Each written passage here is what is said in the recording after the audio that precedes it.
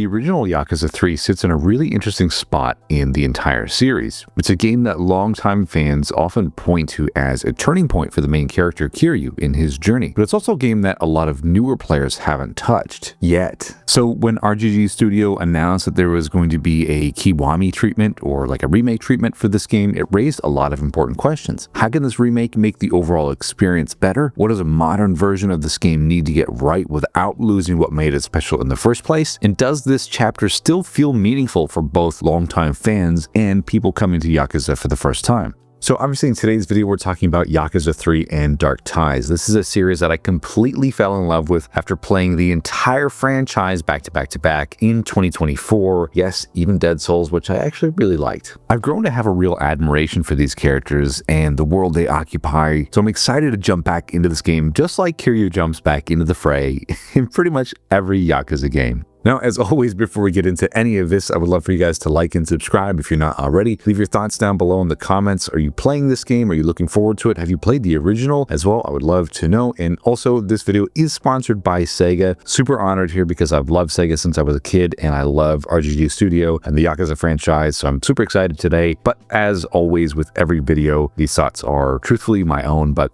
you know, kind of hard not to be excited. Let's go. I do want to be really clear up front about where the perspective in this video today is coming from. Now, I've only played the demo so far, and you came to, it's available on PlayStation 5, Xbox Series consoles, Nintendo Switch 2, and Steam, which is a very small slice of the full game, and I don't have access to the complete release yet, so today's footage will focus on what's been made available to me, plus some trailer footage just for context. But that being said, I have played the original Yakuza 3, so I'm coming at this both as someone experiencing the remake firsthand, and as someone who already understands what kind of story this whole game is trying to tell, aside from Dark Ties, which is something we'll get into here soon. Now, the whole framework of Yakuza 3 is Kiryu, he's walked away from the Yakuza life, he's walked away from his past, and he's set up a orphanage in Okinawa. Basically, everything starts to unravel when he receives an eviction notice for the orphanage, and honestly, that moment immediately reminded me of why Yakuza 3 always felt different. It's very much about responsibility. Kiryu isn't chasing anything here, he's trying to hold on to a life that he's built. And when the local Yakuza start following him, it becomes clear that he can't ignore what's happening. There's a familiar realization settling in. Kiryu has to step back into a role that he doesn't want anymore, and watching him stand up to the Yakuza as a one-man army isn't just cool, it's really meaningful because you know exactly what it costs him to do it. And yeah, I love it. Now, story-wise, this follows directly after Yakuza Kiwami 2. You could jump into this game as a newcomer, but I do think this game works best if you've at least played through Yakuza 0 through Kiwami 2. So much of this story is about context. Who Kiryu is, what he's walked away from, and why returning to violence is never a simple decision for him. So that history matters here, especially with his orphanage and his new life at stake. Now, this is one of the reasons Yakuza 3 stuck with me during my full series playthrough. It's certainly not the loudest or flashiest entries by any means, but it's one of the most grounded, and my experience here so far is that the game does a great job of capturing that original feel while still giving it that polish of a modern Yakuza game that I've really come to appreciate. Now, what really defines Yakuza 3 is how much space it gives its characters, and even side characters as well.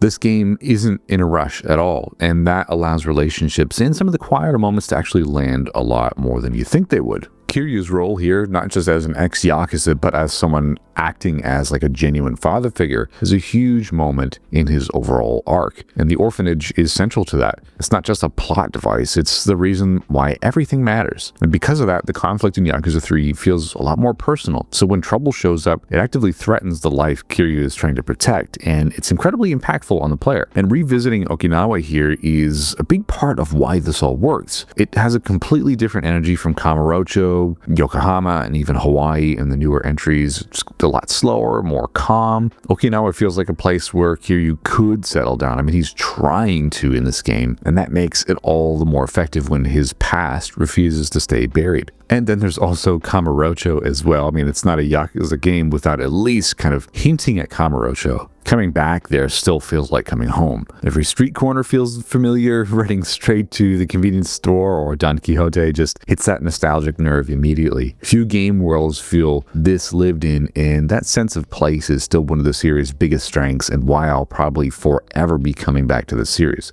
Now, from a gameplay perspective, Yakuza Kiwami 3 feels like it's been really carefully refined rather than rebuilt. The foundation of the original is still very much there, but everything feels smoother and more responsive. The most awkward moment for me when doing my entire series playthrough was actually going from Yakuza Kiwami 2 to Yakuza 3 Remastered. It just felt a lot more clunky in comparison, which is totally understandable. So this will be a lot more of an easy transition for players moving through the series from the ground up. And as for fighting, Kiryu has access to 2 fighting styles, which adds some great variety. If you've played Pirate Yakuza in Hawaii last year, this will feel really familiar. You've still got that classic brawler style that longtime fans expect, and the new Ryukyu style, which has weapons and charged attacks, giving you some more flexibility in how you approach fights. It keeps combat from feeling repetitive, I'd say, but honestly, I don't mind just smashing through enemies with that brawler style. Heat actions are another big highlight. They're cinematic, flashy, and still incredibly satisfying to pull off. Even regular street fights can turn into these big dramatic moments, which something Yakuza has always done better than pretty much anybody else.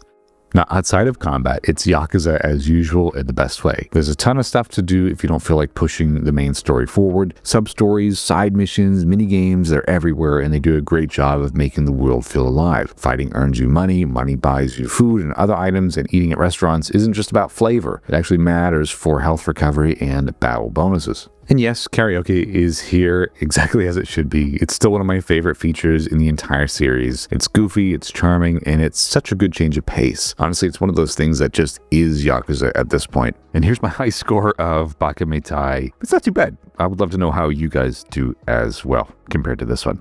Also, quick outfit note. Joryu, is that you?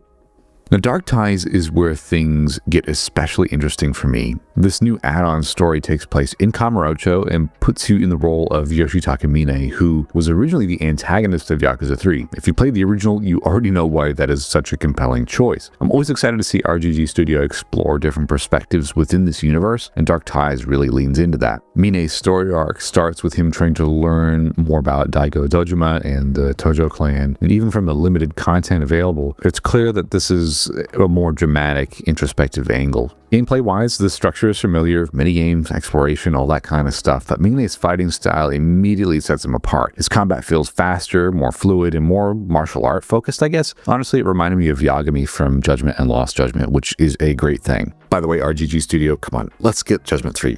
Please, I'm begging you. Anyway, Mine's fighting fluidity gives Dark Ties its own personality, and it's really satisfying to play. The new character with the new fighting style also means some new heat actions, and these are some of the flashiest moments I've seen so far. They do a great job of making Mine feel distinct rather than just another playable character. I gotta say, Dark Ties is easily the most exciting part of this whole package for me, simply because it's new. As much as I love Kiryu and his journey, I really enjoy seeing new characters and new stories in this world, and Dark Ties feels like it has some real potential. It reinforces how limitless this universe still is. Yakuza 3 wasn't originally designed as a dual protagonist game either, but with Dark Ties, that structure I think will work really well. Overall, I would say it adds perspective without taking anything away from what made the original special. But between Okinawa and Kamurocho, there's a real sense of home for me, both emotionally and physically. The game feels respectful of its source material while clearly smoothing out some rough edges and improving presentation while still daring to do something new with the Dark Ties add-on.